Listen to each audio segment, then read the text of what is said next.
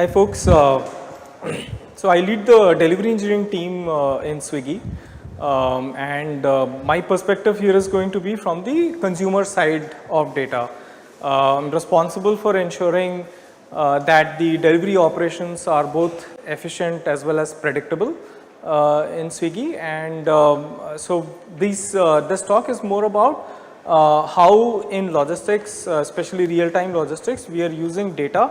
And not just data science and data engineering, but general focus on data. You know, how is it relevant for us to take decisions on capacity and efficiency? So I have a little sore throat, so please bear with me on that. I'll talk a little bit about the introduction to the capacity and the efficiency problems, then the challenges with respect to data capture, the inherent nature of data. Then we'll run through some efficiency levers that are very important to us, and then we'll talk about what we have done in simulation and then running experiments in the real world. So firstly, a quick snapshot of what delivery actually involves, right? So there are two parallel tracks here. On the top you see is the preparation time track. Once the order is obtained by Swiggy, the restaurant gets the order and the restaurant starts preparing the order. On the other hand, we also start searching for a DE. A DE is short for delivery executive. We search for a delivery executive, we find the best one, we assign the order to him or her, and then the delivery executive travels to the restaurant, which is called the first mile time. If the delivery executive has reached before the food is ready, then the executive ends up waiting there. And if the delivery executive reaches after the food is ready, then during this time the food was waiting. Both of these are bad options for us, but in any case the pickup is done once both are ready, and then the last mile happens. Now just to be clear, last mile is not just reaching the customer's doorstep, it also involves navigating through the society in which the customer is in or the office building and actually delivering and handing over the food packet to the end customer. So the first problem is capacity. In very short and simple terms, capacity is about how many orders should I accept, right? So given I have 100 Ds, let's say, what is the number of orders I should accept? In other words, at what point should I start saying, no, I am not going to take any more orders from the customers? This is the high level problem. Now given 100 Ds, I can deliver 300 orders given enough time. Right. So the first constraint is obviously you don't want to serve orders 2 hours down the line to customers. So the first constraint is there is a max SLA. I don't want to serve orders beyond this particular time. Now obviously the second important thing we have already pointed out is how many delivery executives do I have at any given point in time. So that determines, that's a base level determination. So if I have 100 Ds, what's the minimum number of orders can I serve? Obviously 100. You have to do better than 100 because you have 100 delivery executives. Now beyond 100, a lot of factors start affecting how many orders we can actually serve in the max SLA time. So there are things like what is the traffic conditions on the road. If the traffic is less, then each of my delivery executive is actually delivering orders faster, coming back and then taking up the next order and delivering, right? So now you can deliver probably not 100 but maybe 120, 150, maybe 170 or maybe even more. So what determines this? One factor is traffic, weather and all are conditions that may happen, may not happen. Customer density, how close are customers to each other, and also customers to restaurant distances, right? So and distances is actually a proxy for time. You may, in Bangalore for example, 1 kilometer could take you half an hour to travel, right, depending on traffic conditions and all.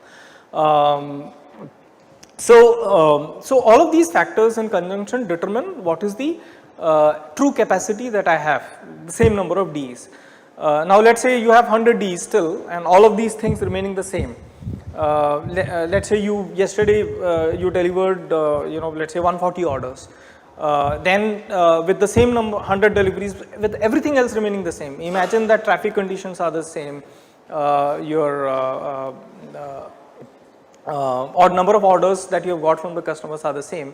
Can you still deliver 140 orders given that you have 100 Ds?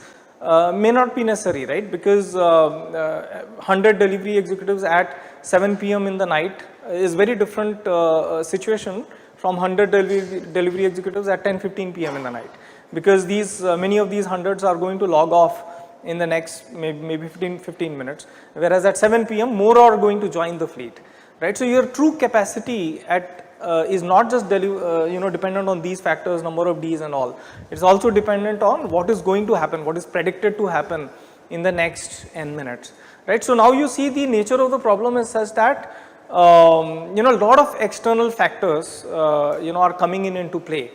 Right, things like traffic, weather conditions, there's an accident on the road, there's a road construction going on, multiple things which are not predictable control what is our capacity, right? Another example given here is batching possibility, right? You can also take the same delivery executive and give him more than one orders as long as the customers are nearby and multiple other conditions are satisfied.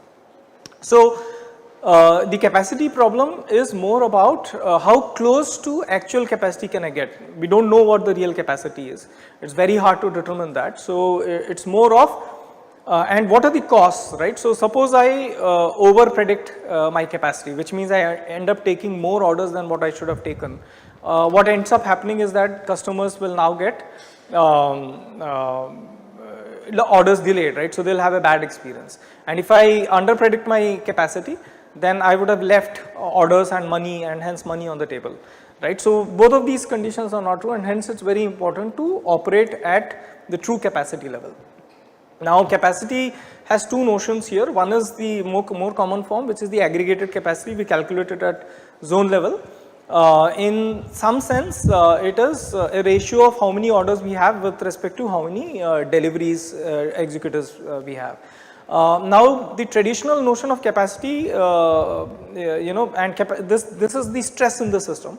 How many orders can we take is an upper bound, right? That bound is traditionally calculated by a lot of learning that happens in a very static and human learning mechanism. That used to be the traditional way of computing capacity, and the way it would still work is because given enough number of days, enough experience of people who are running on ground operations, it used to kind of be okay sometimes, but that's no longer going to scale. It is not responsive to sudden changes in conditions on the road. It's not responsive to weather conditions, because rain happens once a while, and when it happens you don't know what the intensity is and so on, right? So what is the right number where you would stop accepting more orders? So this is one of the challenges, and often what it also leads to is that if I have an incentive as an operations person to serve maximum number of orders, I may tweak these numbers without any scientific reasoning, and that could also lead to bad orders and customer dissatisfaction and so on. So we worked through this problem for quite some time, tried various algorithms, came up with different statistical modelings. As I said, I am from the delivery engineering team, so I work very closely with the data engineering, data science teams and all. Ultimately, the current version that we are working with is called order limiter. It is very much dependent on what is happening in real time on the ground, right? What state the delivery executives are in, where are they in real time, how close are they to their destination, what is happening to the food that is being prepared on the restaurant, was the last signal that we got in time as predicted, or was it delayed by 10 minutes or was it early by X minutes.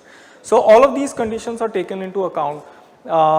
Things like when will the delivery executive get free is included in the computations, and we now have a much more dynamic version of capacity. So remember, this is not stress. Stress is still the old notion of saying, hey, how many orders I have with respect to how many delivery executives are there.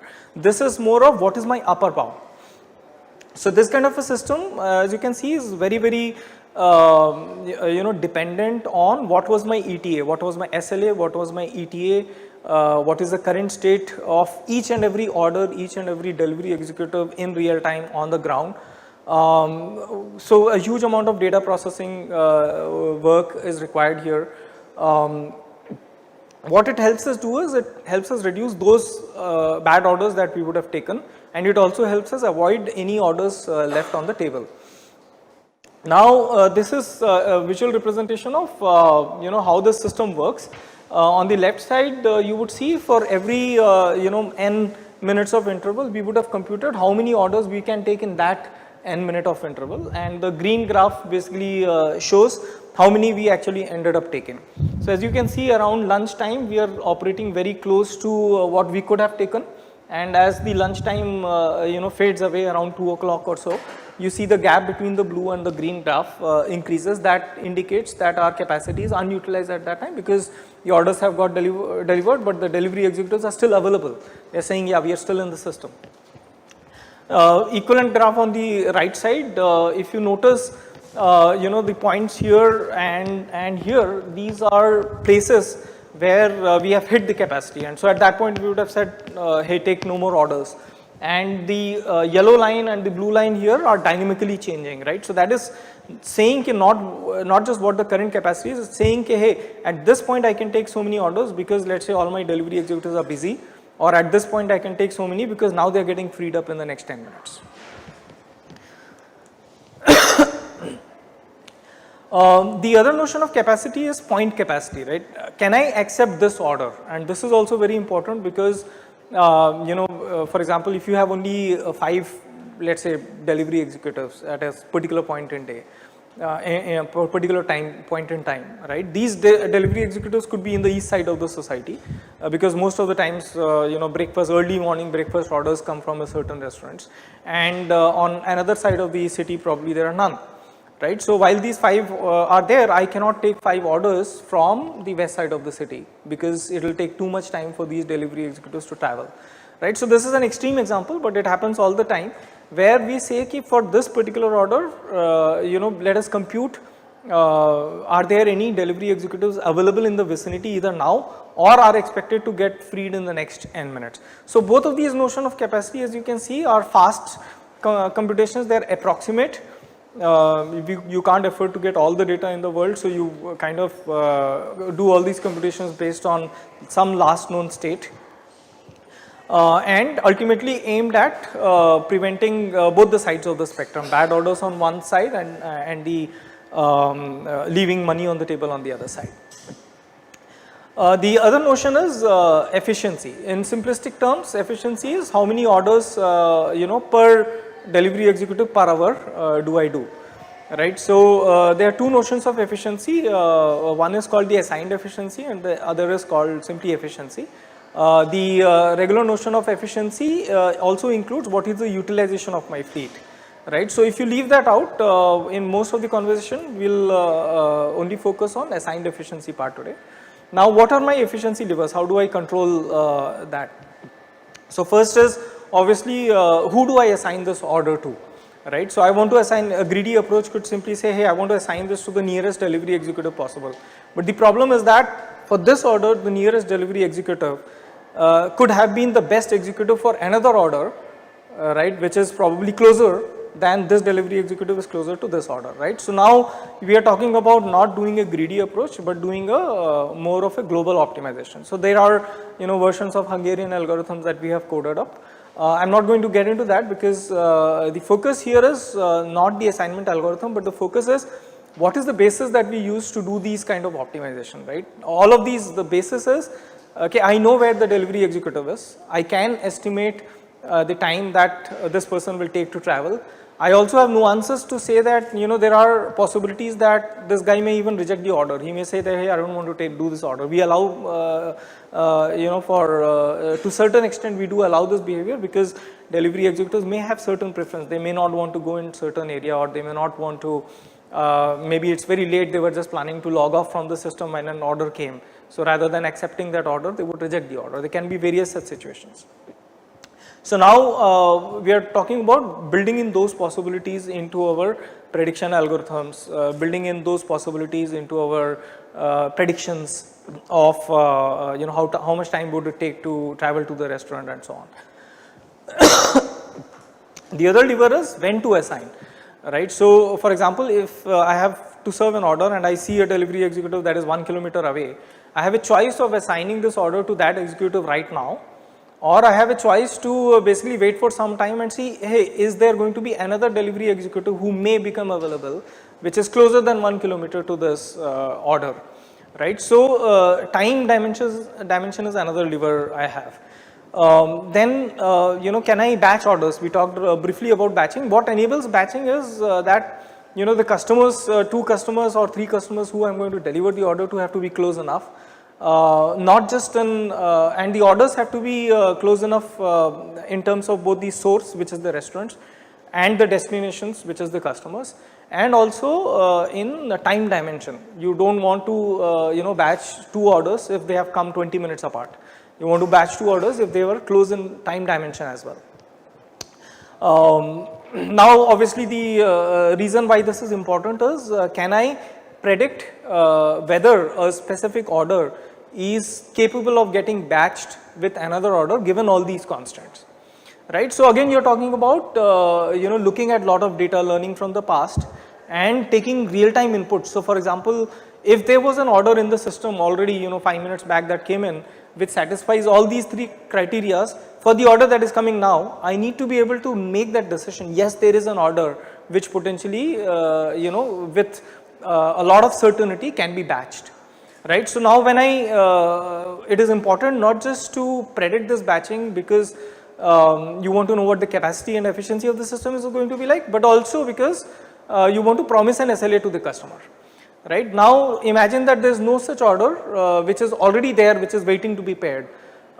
Then you basically ask the question, okay, hey, what is the chance that in the next 10 minutes, in the next 15 minutes, you will get another order which will satisfy these 3 conditions, right? So in both, so these 2 conditions are called second order batching and the first order batching, and in both the cases we again do a lot of data analysis, both real time as well as building data science models to learn these behaviors. The other levers, we talked about those different legs of the journey, order to assign time, first mile time, last mile time, preparation time, customer to customer distance, batching probability. Each of these are data science models for predictions, and each of these have specific error into them. I'll talk a little bit about errors as we go along. The important thing is that all of these models work in unison for us to be able to promise an SLA to the customer. And as you know, errors in these models add up. The second important thing also is that some of these models are used for internal efficiency and internal predictions, right? And some of these models are used to make a promise to the customer. So we also end up doing like different models sometimes to optimize our systems and to make a promise to the customers. The other way we look at data in Swiggy also, especially in the delivery team, is also with respect to trade-offs. For example, if I want to make my efficiency very high, I would want to batch orders together. Now when I batch 2 orders, I give it to a single guy, there might be another delivery executive who is waiting for an order but gets none, right? So this is a trade-off between what is the experience that I give to my most important resource, which is in this case the delivery executive. You may end up giving them suboptimal experience and they may end up leaving our platform, right? So if I make my operations very efficient, I may compromise on the experience that I give. I mean, they are here to earn money and we are impacting their earning capacity. Similarly, it could also be that if I batch 2 orders together, one of the orders that came in earlier could possibly have been delivered first, right? So that order is made to wait because there is a second order that we are possibly going to batch it with. So there is a trade-off there. The first customer probably is getting the order in the promised time, but lesser or it takes more time than what it could have possibly taken. So there is a trade-off right there. Similarly, when I want to make an assignment, so I want to find the most optimal combination of orders with the delivery executive. Now, while I find the most optimal combination, I may end up starving some orders, right? So some of the orders may not never fit into the, let's say I have only 50 delivery executives, and every time I am, especially in peak times this happens, every time I have like enough number of orders and less number of Ds compared to the number of orders. And if I keep super optimizing myself, those orders that are, let us say, away from where the delivery executive density is, may end up getting starved. So I can't let that happen, because for those few customers whose orders are starving, the experience will be very bad. So these trade-offs are very important in every decision we make. There's an efficiency versus speed trade-off, right? We talked about it. When I batch 2 orders, for example, one of the orders at least sees larger delivery time. Similarly, there is a speed versus compliance trade-off, right? So especially in prediction models, when we build our models, I'll talk a little bit about why there is natural variance in the data, and no matter what model we build, there is going to be a noticeable amount of error, and we have a choice to train our model in either a way that for most customers we deliver within the promised time, or we have a choice to optimize our models in a way where we are as close to reality as possible, but probably in the extremes it will still break, right? So those choices again are very important. So when we are doing so, now that we know capacity, efficiency has each of these problems, while have their own logistics challenges, they have heavy dependency on the way we use data, whether it's for predictions, whether it is for real-time processing, or whether it is even for debugging and understanding what is happening in the system. So what are the challenges? One is obviously the location capture accuracy. It's a very common problem in logistics, where because of accuracies of the devices, signal presence versus absence, and battery drain considerations and all, location accuracies itself are not very optimal. So one of the problems we work consistently on that is that. Then customer locations and restaurant locations themselves, while we do everything we can to make sure that they are accurate, there are instances where both customer either has not entered the right location, or in case of restaurants also, for some reason or the other, will see that their lat longs are not precisely at the area where they are actually located, and even a slight deviation in these locations could have implications on how we are predicting our models. Then there are, so all of these logistics space, right, it's not just in Swiggy, but one thing that is very important in the logistics space is the accuracy of data, right? Everything else being right, just the nature of capturing a lot of this data from physical human beings is that they are all driven by their own motivations, right? So unless we incentivize each of these data input points appropriately, we are bound to get signals that are explicit but not accurate, right? And one of the things that we focus on very highly on is how accurate is our data, because if you don't fix that right now, then our models also learn the wrong learn from wrong inputs, and that's a error that you don't want to be there in the model. So an example of DE behavior is that, yes, obviously he may want to save the battery and so doesn't update the location, but could also be that the DE expects his food to be prioritized by the restaurant if he sends the signal that he has arrived at the restaurant, although physically he may not have arrived, right? So that in his understanding makes his food get prioritized in the restaurant stack, and so his order will get prepared faster, and so he will be very efficient.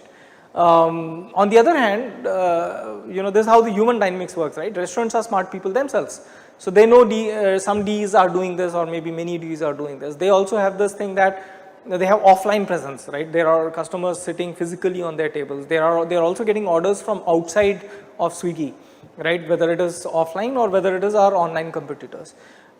We don't have access to that data. Restaurants are optimizing for those orders as well, right? So restaurants have an incentive in some cases, especially during peak time, to wait until the delivery boy shows up. Now you see it's a chicken and egg problem, right? The delivery executive is saying I have already reached when he has actually not reached. And the restaurant is basically waiting for him to come and then say, okay, only then I'll start preparing food, because then it is guaranteed. All of these are you know, things that cause incorrect data input into the system. This is an example. So this is plotted on Kepler.gl, and what we do is we instrument each of the data points, you know, where a certain event happened, what time it happened, and so on. So this is an output of that. You see the white dot here is a restaurant. Obviously this is in some percentage cases of our restaurant, not all, but where it happens really badly. These are the pickup events, where have the delivery boys marked the food as picked up. Right, so those are the lat long around there, and the white dot is where our you know, offline method of gathering restaurant location. When you onboard a restaurant, you basically get their name, address, and blah blah, and we also get the lat long there. So this kind of an analysis clearly shows that there are restaurants in our systems which are off from the actual location. So we do this analysis at scale and then figure out what are the restaurants that are, you know, greater than X meters away from their from the centroid of the picked up locations, and that's how we go and fix proactively the restaurant locations. This is another example which is again done on Kepler, which shows the D behavior. Right, we were always aware that you know, some of our Ds they mark their arrived locations away from the restaurant, but the white dots here are indicating, so the denser regions there are the actual restaurant locations, and the cloud of pings that you see around those denser locations are where many of the Ds have ended up marking the reached location, right. So while we were always aware through you know, plain statistics, you know, saying that hey, X percentage of our D marked locations for arrived, you know, are potentially a geo breached condition, but when you visualize it in this format, it looks very clear. It's very clear that the problem, when the problem happens, it can be pretty bad, you know, because some of these locations could be as far as away as 1 or even 2 kilometers away from the actual restaurant locations. So what do we do about it? We have a lot of product and tech interventions. We have done things like automated detection of location, geofencing, input verification. So if the D is saying I have reached, have you actually reached? Can you look at the restaurant, can you look at the restaurant lat long and the current location and actually judge whether you have reached. Now you have to do this even in the absence of a very strong GPS signal sometimes, right, which is when you make the decision based on again data analysis, what is the probability that he is telling the truth. You can't block a D because you know that location inaccuracies are there. I could be standing here and my location could be showing off on the other side of the road. It's very much possible, you know, few tens of meters of granularity, sometimes even 100 meters is there. You can't tell a D that hey, no, you're lying and I will not allow you to mark reach, especially if he has actually reached. So you have to accommodate for those errors, and there's a lot of data processing and error handling that happens to probabilistically judge whether the D has actually reached the location or not. And then obviously we have some operational interventions. These two graphs are you know, our last mile times and O2D, order to deliver time. You can see the variance is what I'm trying to highlight here.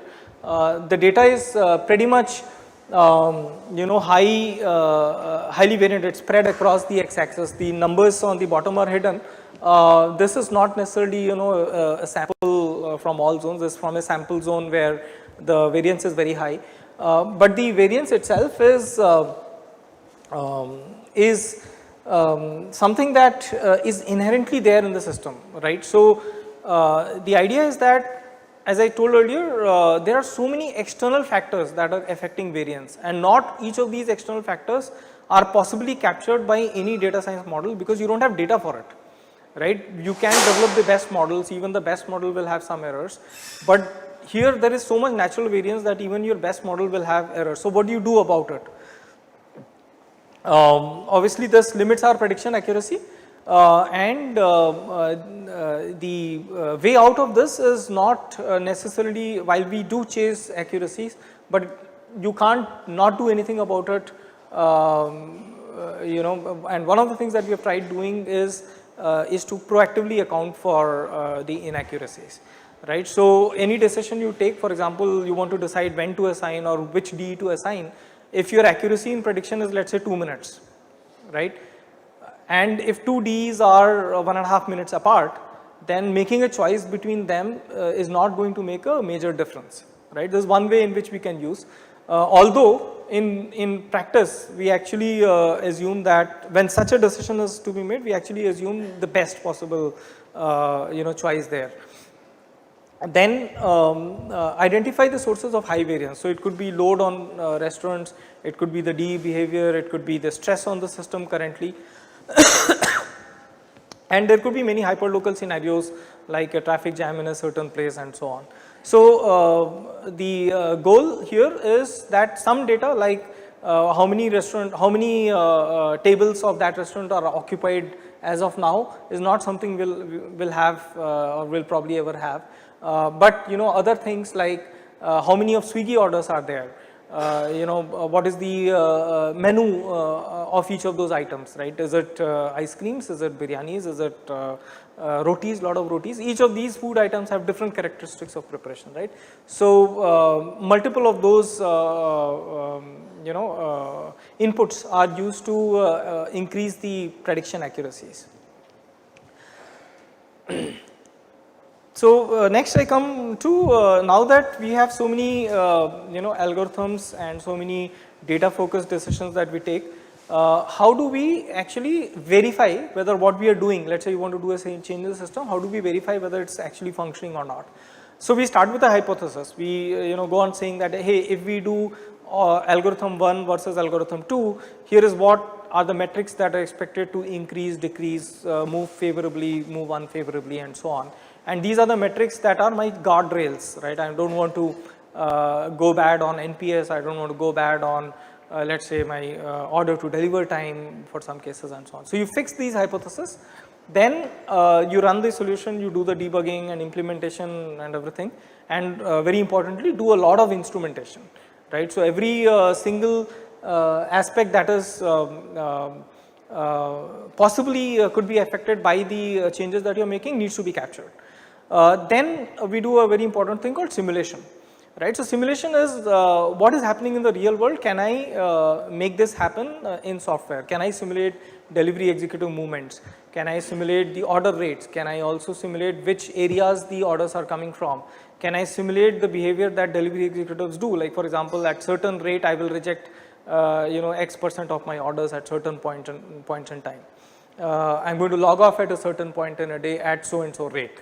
Right, so these are different variables that your simulation environment can do. So run this change through the simulation environment, and one of the most important things here we have learned is it's a kind of a challenge to keep your main code and the simulation code in sync. So as much as possible we try and do this together.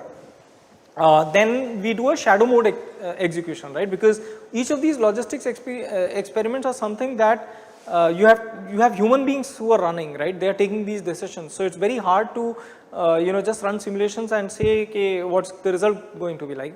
Mostly simulation gives directional trends. If I do X, this metric will improve in the range of Z to P%, right? It may not tell us that this will be the precise improvement in the metric when you actually run it on the ground. So you start running it in shadow mode, where shadow mode you're actually getting real life data, but people who are using the systems, they don't see the effect. So you're not influencing anything on the ground, but you're gathering enough data to do analysis both real time as well as offline. And then finally you run on ground experiments, right? So simulation and on ground experiments are something that I'm going to talk a little bit about more. And then finally when the on ground experiments are successful, then we roll out. Now before we get into the next slide, I have a small video. I'll just show a snapshot of it.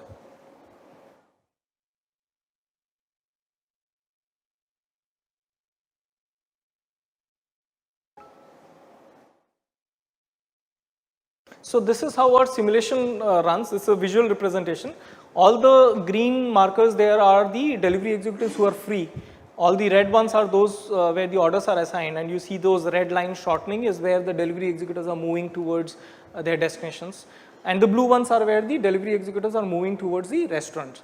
So this is how we run simulation, and when the simulation on the top left corner, you will see this is a certain zone. There are so many Ds who are free at any given point in time. There are so many the ratio there is representing what is the stress on the system, and the other counts are how many free Ds and busy Ds and all we have. So this kind of a system actually gives us directional results on if I take a certain algorithmic decision, then what is my likely output going to be like.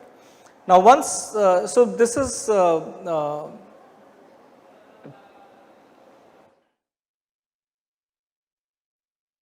so this graph actually represents what is our results on simulation versus actuals, right. So you can see the blue and the red line. The red line is the actuals and the blue line is the simulation results.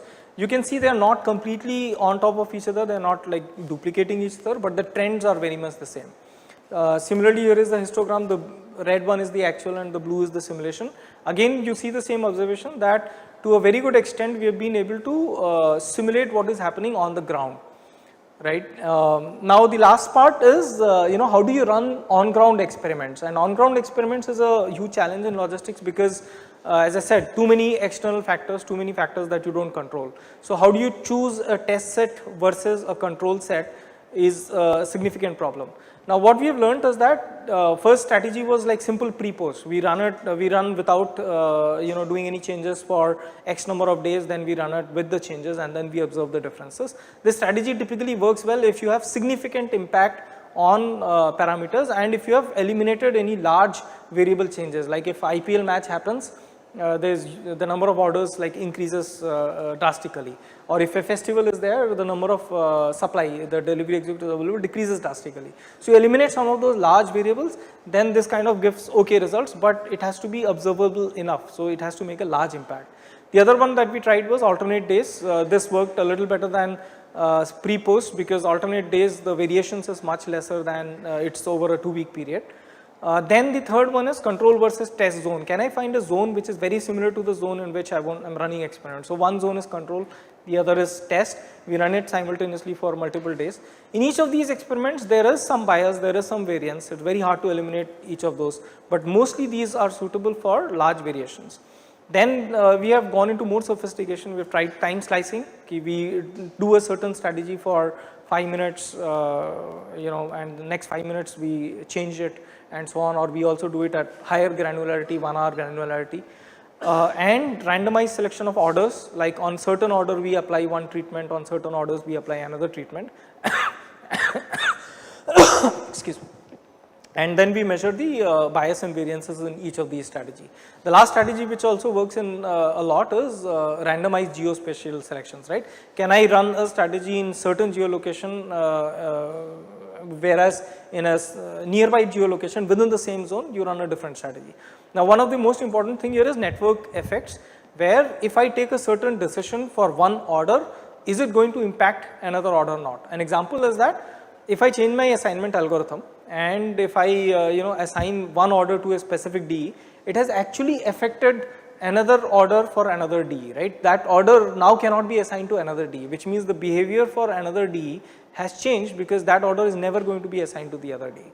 So some of these test and control mechanisms, because of these kind of network effects, you will never be able to apply, right? So in logistics it's very important to know how do you create the isolations, right? So for example, if I promise one SLA to one set of customers and another SLA to another set of customers, their behavior can be independent.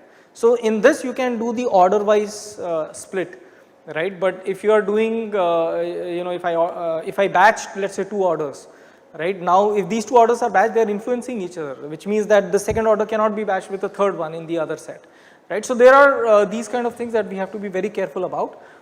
Quick on visualization, when we plot a lot of these points on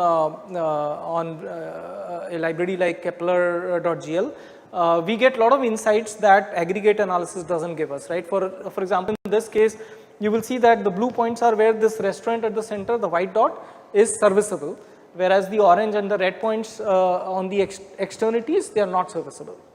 You will see some blue dots even on the edge. So that led us to ask this question, okay, why are they there? Why are those red and blue dots very close to each other?